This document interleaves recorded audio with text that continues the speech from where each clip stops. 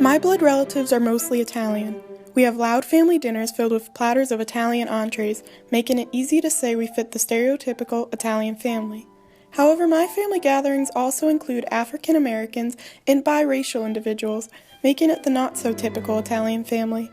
After my great-grandfather retired from working as a bricklayer due to a stroke, my great-grandmother took up foster care in order to get some extra money.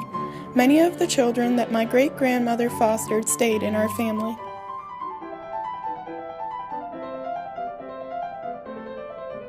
Before my great-grandfather, Caesar Tomasi, came to the United States, he lived in a poverty-ridden part of Italy located outside of Rome. Poverty has been a problem in Italy for some time now. At the moment, unemployment in Italy is at its highest level since the late 1970s, with an overall jobless rate at 12.5% and youth unemployment as high as 41.2%. More Italians have immigrated to the United States than any other Europeans. Poverty, overpopulation, and natural disasters all spurred Italian immigration.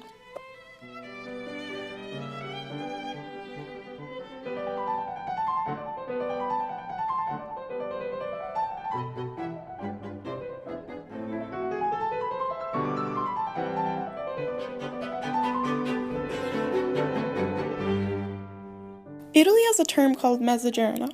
It is the line that divides the north and the south. The two regions were culturally, geographically, and historically distinct. Southern Italy was poor and neglected, while northern Italy was the hub of resonance in art and culture. My great-grandfather found employment in the U.S. and found the opportunity to leave Italy in hopes of a better life. His fiancée was supposed to meet up with him later on, however it was discovered that she cheated on him. Consequently, his father found him a new bride, a 15-year-old girl desperate to escape to America. This girl became my great-grandmother, Giuseppina de Villas Tomasi, who later changed her name to Josephine Thomas. My great-grandmother had 5 children of her own, including my grandmother, Rose Scott. However, in 50 years she fostered about 100 children, one of those children being my Aunt Rachel Graham. Rachel was born in a prison and her father's identity is unknown. She is mixed race, her mother being white and her father being black. Rachel was put into the care of my great-grandmother and was considered unadoptable due to her biracial background. Children used to be labeled as unadoptable because of their age, physical and mental limitations, or race. Now they are described as hard to place or special needs. Rachel came to see Josephine Thomas as her mother, and even now shows no interest in finding her birth parents. When asked about the foster children's relationship with Josephine, Rachel in Facebook message exchange said they also called her Ma. It was not just a name or a title to her, it was a way of life, the word that defined her.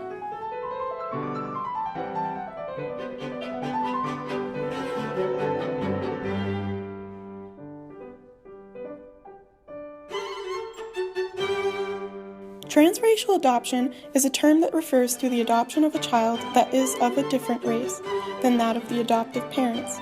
It wasn't until the early 1970s transracial adoptions gained in popularity, while the number of available white infants declined and the number of prospective adoptive parents continued to grow. By this time, Rachel was already an adult and missed her chances of being adopted. The practice of transracial adoption was severely challenged in 1972. At the National Conference of the North American Council on Adoptable Children, the National Association of Black Social Workers issued a formal position opposing transracial adoption, citing concerns that such placements compromise the child's racial and cultural identity, amounting to a form of cultural genocide. In result, there was an immediate drop in the number of transracial placements.